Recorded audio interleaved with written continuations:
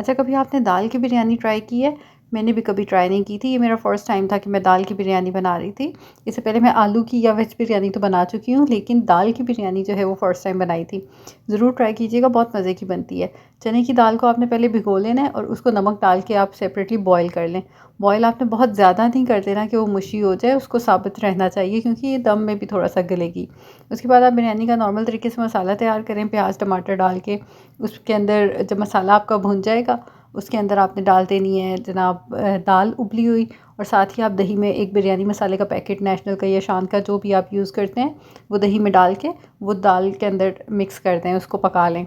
उसके बाद जो है आपने नॉर्मल तरीके से चावल बॉयल करने हैं। चावल बॉयल करते हुए आप उसमें पुदीना और साथ में जो काली इलायची है, लौंग, ज़ीरा, ये चीज़ें ज़रूर डाला करें, और थोड़ा सा लेमन जूस या सिरका, उससे चावल बैठते नहीं हैं, वो डालें। और नॉर्मल तरीके से आप लेयरिंग करें, बिरयानी को दम लगा दें।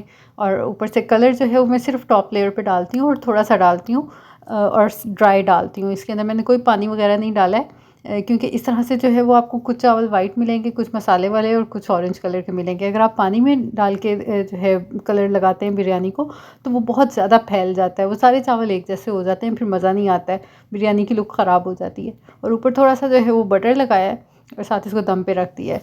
और यकीन जाने बॉयल अंडे के साथ सर्व कीजिएगा, बहुत मज़ा आएगा आपको।